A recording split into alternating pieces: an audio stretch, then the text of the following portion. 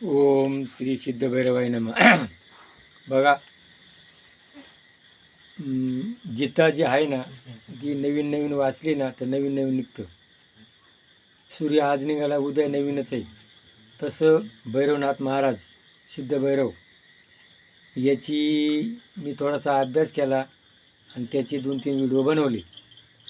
पण जसं जसं वाचन करावं ना तसं नवीनच निघतं. आता मी काय वाचलं, भागवत, दासबोध आणि आता शिवलीलामृत. आता शिवलीलामृतामध्ये काय निघालं, शंकराचे गणपती त्यांचा मुलगा, कार्तिक स्वामी त्यांचा मुलगा आणि कोण, वीरभद्र.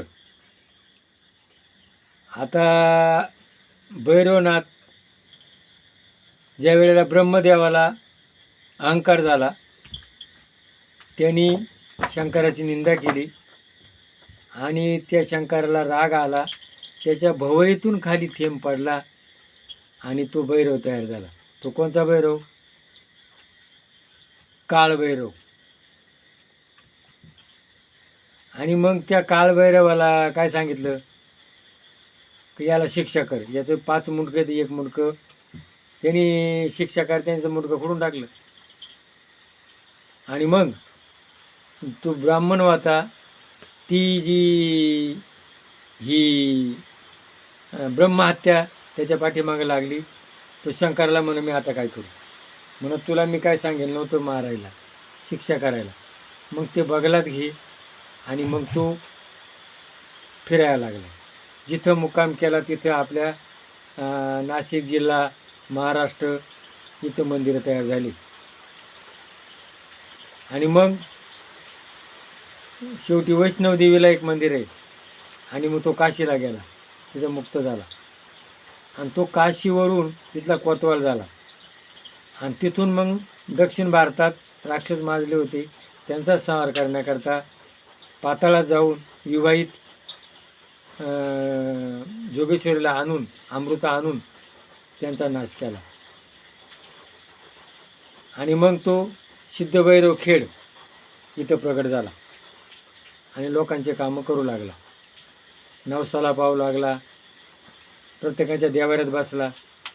पण आज नवीन अशी माहिती मिळाली शिवलीलामृतामध्ये, ज्या टायमाला शंकर अंगाला भस्म लाईत होता, चित्ताभस्म, आणि त्या भस्मामध्ये एक खडा निघाला आणि संजीवनी मंत्र चालू होता.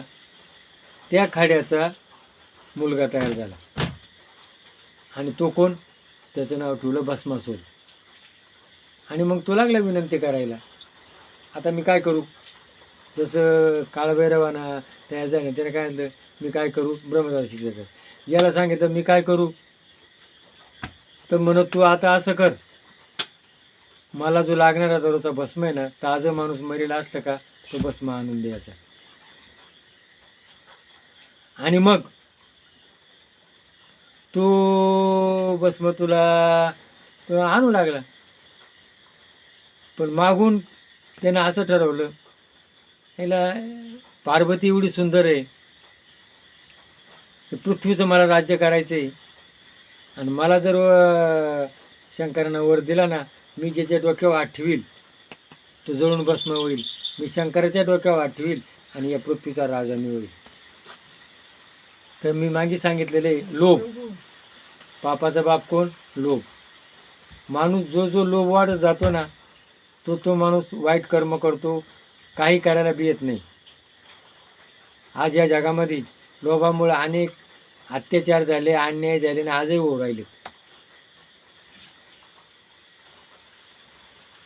आणि जगामध्ये ना 2 गोष्टी म्हाताऱ्यावरती नाही, आशा आणि लोभ. हे चिरतरुण आहेत.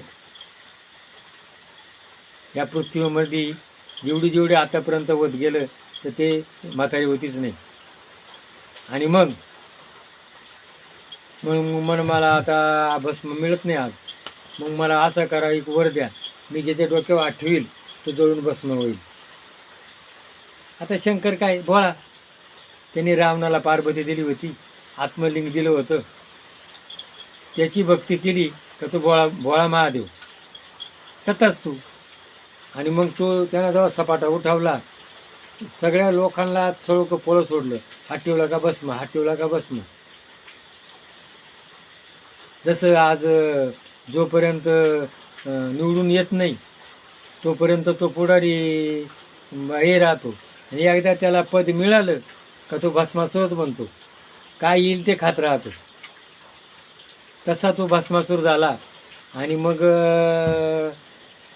शंकरानं त्याला सांगितलं, अरे म्हणं तू राक्षस आहे म्हणं, लोकांना त्रास देतो, मारतो. आणि बस शंकरा मागं धावलं. आणि शंकराला मारलं का पार्वती मालच मळ होईल. आणि मग शंकर जेव्हा इकडं तिकडं पळता पळता आणि तिकून विष्णूपाशी गेला. विष्णूला सांगितलं, बाबा मला आता मला असं झालं. मग विष्णूनं काय केलं, मोहिनीचं रूप धरलं आणि त्याला वाटत आडवा झाला. मग राक्षस हे दारू आणि स्त्री आणि पैसा या तिन्हींमध्ये ताबडतोब मोहित होतात. आणि मग म्हण, बा तू माझ्याशी लग्न करशील का? हा म्हण, मी करील, पण आमचं दैवत आहे ना लय खडतर आहे म्हण. लग्न करायच्या अगोदर नवरीनं आणि नवरदेवानं त्या दैवतापुढं नृत्य गायन करावं लागतं. चालेल म्हण, करील म्हण. आणि मग ती मोहिनीचं रूप अति सुंदर, आणि तो नाचायला लागला. गुडघ्या वाट ठेवला, कमरा वाट ठेवला, खांद्या वाट ठेवला, आणि शेवटी डोक्या वाट ठेवला. डोक्या वाट ठेवल्यानंतर दोन भस्म झाला. आणि ते जे रूप आहेत, मोहिनीचं रूप लांबून कोण पाहत होता? शिवशंकर. वडाच्या झाडाच्या पोकळीमध्ये लपेलो होता, आणि तो वडाच्या झाडाच्या पोकळीतून तो रूप पाहत होता.